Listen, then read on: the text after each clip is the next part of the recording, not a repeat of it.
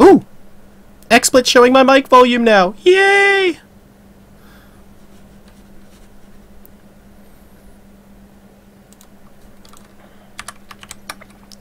Ladies and gentlemen, boys and girls, nerdlings of all ages, welcome to the map that is Daybreak. We have started here in the first best of 3 of the Vasacast Invitational, the first ever tournament hosted by Vasacast, of course, the premier streaming source within Italy. Really cool stuff. They're basically doing the take of Italy at the moment, and they're doing a fantastic job. This tournament is superbly organized. I urge you to check out some of the other language streams now. Spawning in the top right hand corner as the yellow Zerg player, ladies and gentlemen, we have none other than VortiX, representing Carons 3 Esports.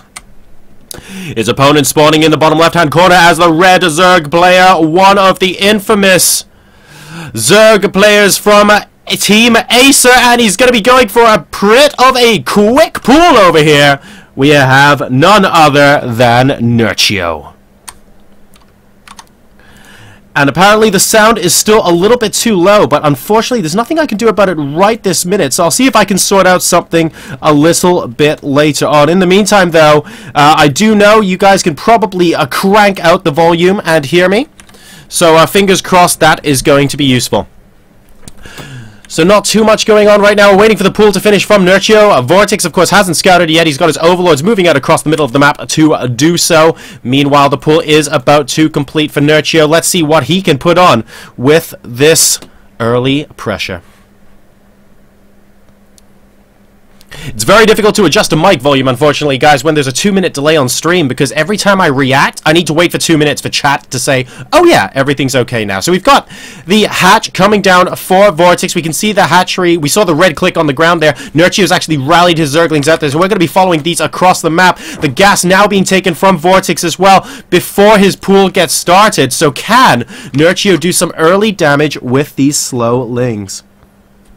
And apparently it's perfect now, so for the last 30 seconds you've been hearing me at slightly louder because my mic is actually zoomed up to where I basically brought it forward on the desk. So apologies in advance for that. All should be well from now. We're going to be seeing an expansion behind us from Nerchio. The current worker supply is 12 to 17 in VortiX's favor, but Nerchio will have the first strike in this game, if you will, going to attempt to see if he can stop this hatch from going down. 6 lings will be able to knock health off that reasonably quickly. Now it comes down to how fast VortiX is going to be able to get his own lings out. Will he have to cancel the hatchery? More lings, though, joining in. We've got the hatch now at less than half health. VortiX chooses not to cancel it, but I don't actually think there's a way for it to survive right now. Lings are not going to be able to get out fast enough for him, and the hatchery is going to go down. So first blood to Nerchio here. He's actually, there we go, using only 1 ling to take it out so that the broodlings don't actually get any damage done.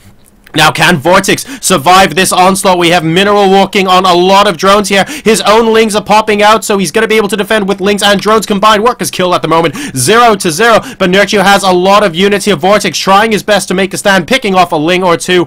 And Nerchio is going to head home at this point. 23 supply versus 24. If we take a look at the worker count, it's 17 to 15 in favor of VortiX right now. However, Nerchio has his expansion hatchery up and running. He's got the queen moving down to it already, and another one being produced inside the main base. VortiX needs to do a little bit of damage with this counterattack here. Otherwise, his natural expansion is just going to be behind. This is the kind of dynamic ZVZ we used to see quite a lot. A lot of course, Zergling, Baneling ZVZs that didn't really go beyond that stage of the game. And so far, the opening to this game has been incredibly aggressive in that regard. So let's see if Nerchio can hold on to that lead here, generated by having his natural expansion down that much sooner.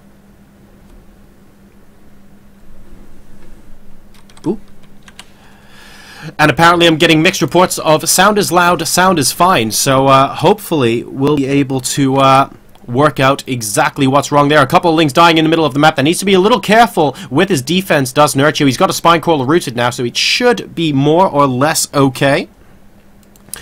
In the meantime, if we take a quick look over to the main base of VortiX, it seems to be saturated quite well. He's moving some drones down to the natural expansion shortly to get mining there, but we already have mining going on for quite some time from Nerchio. Supply is currently 36 to 34. If we take a look at the worker supply, it's actually 27 to 28 in favor of VortiX.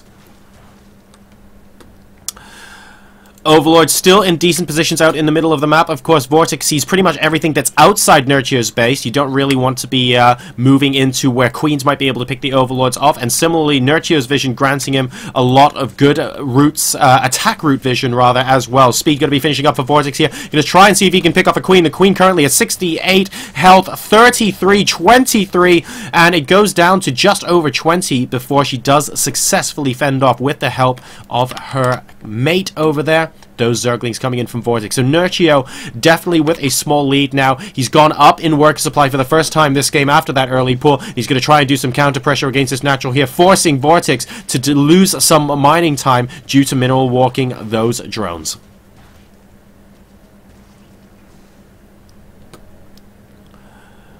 So what kind of tech can we expect from these two players going into the mid-game? We've got the second gas coming down right now for Nerchio. VortiX does not yet have a gas at his main. He doesn't have a gas at his natural as well, and that's because he's going to be going for a very quick third base. Nerchio has scouted this, and he actually has cancelled his fourth gas, interestingly, so going for a third. A lot of gas early on might suggest he wants to tech up significantly faster than his opponent, but note that we don't actually have a layer coming down at the moment, so it's not fast mute or anything like that. We've got the Baneling nest instead going to be popping down for Nerchio, and a Roach Warren and an Evo chamber is going to be on VortiX's side of the map. So it's now down to Nerchio to work out if he wants to take his own third as well, or if he wants to do some sort of aggression into the third of VortiX and try and counter that.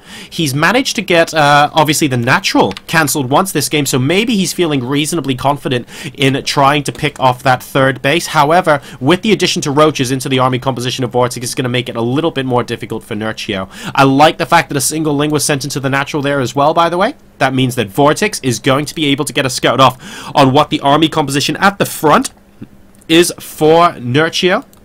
So he's going to know that predominantly Lings at the moment exist right now.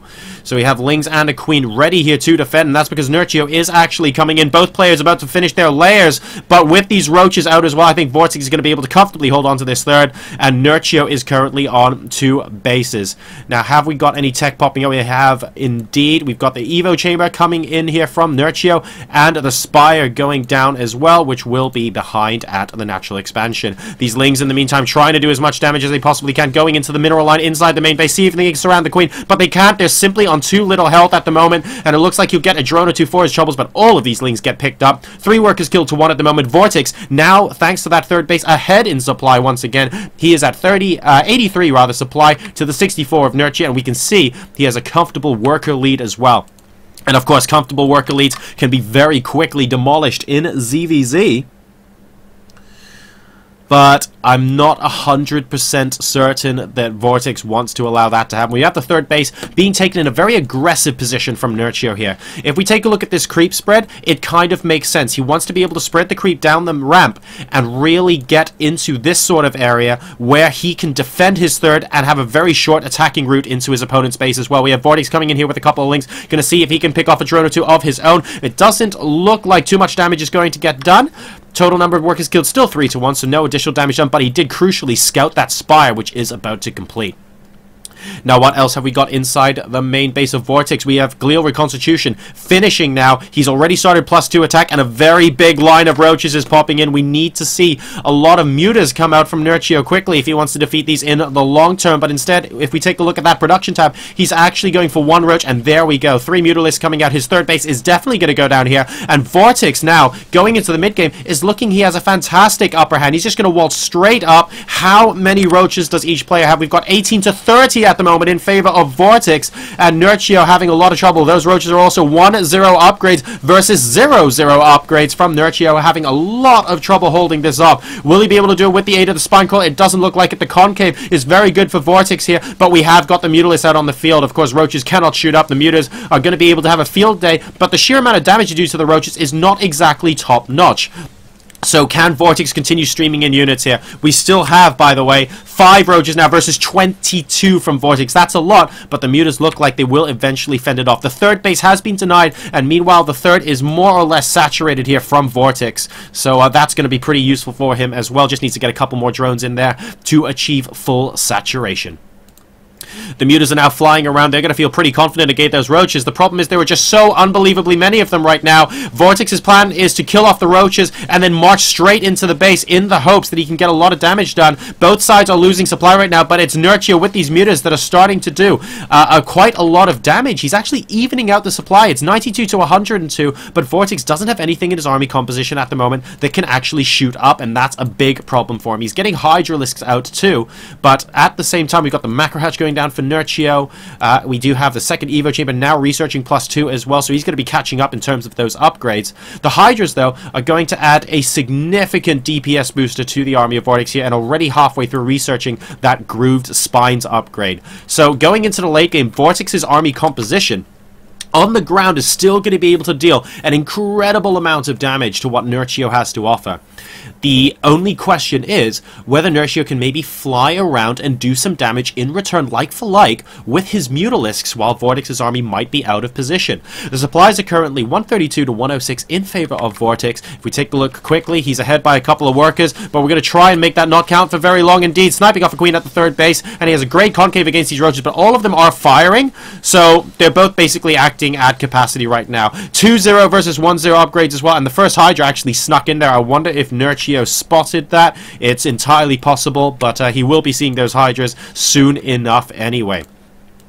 In the meantime, the Muta is going to be popping in, trying to deny map vision by taking apart this Overseer. Really good choice there from Nerchio. You might as well use your air advantage. There is another Overlord here that I don't think Nerchio has seen yet that might be able to suicide itself a little bit later on, and we have a massive Roach Hydra composition coming out here. Will they be able to kill off this Overlord? Yes, they do. And Nerchio has to be careful, actually. This Overlord is going to supply block him at 137 out of 30, and he still has a lot of Overlords out on the map. There are a total of 3 here. There we go, moving them up.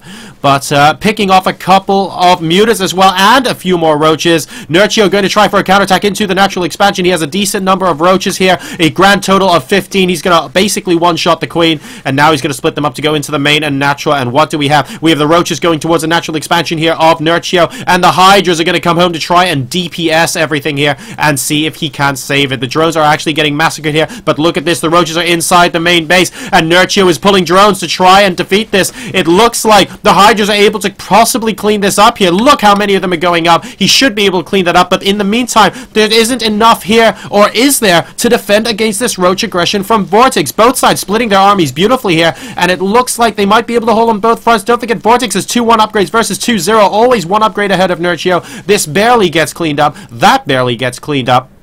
And now we take stock of where we are. We have 1, 2, 3 bases for Nerchio versus 1, 2, 3 for VortiX. However, look at those supplies. Nice on Burrow. They're just going to put a little bit more harassment damage down. 73 for Nerchio versus 127 for VortiX. He is firmly in command of this game right now. If we take a look at the number of workers killed as well, 26 to 31. But what is really telling is the number of workers remaining. VortiX is 57 to the 32 of Nerchio. He really needs to get a couple round of drones in the stat. The 4th base is up for him, but note that nothing is mining there, so he really is using that just for extra larva at this point. If he executes a ridiculously good timing attack, it's entirely possible he can still win this game, but VortiX is ahead by so much supply right now, and crucially, ahead on upgrades as well, that it's very difficult for Nerchio to put himself in a position where he can defend a big push with fewer units. We have another attack going in towards the 3rd base here, trying to chase away drones and killing off quite a number of them as well. VortiX going to come back and defend, but Nerchio doing the old hit and run, classic style here. He's going to try and walk his way out of this. A lot of Roaches there blocking his way. We can see him stutter stepping his way out to try and do as much damage as possible. We'll be able to pick off a couple of Roaches, and I think this is going to get chased down. Most of this is going to die off, but he will escape with just a couple of units. Pardon me, that was the Workers tab. Let's take a look at what each player has right now. 22 to 25 Roaches in favor of VortiX, but VortiX also has 11 Hydralisks, and that's going to be a massive problem. Here we go. The DPS battle officially begins. The Hydra's adding so much from the back here. The upgrades are currently 2-0 to 2-1 like they were before, and this is looking tremendously difficult here for Nerchio to hold. The Hydra's just doing so much damage here at the 4th base location. Nerchio dropping to 60 supply. GG, and VortiX wins game number 1.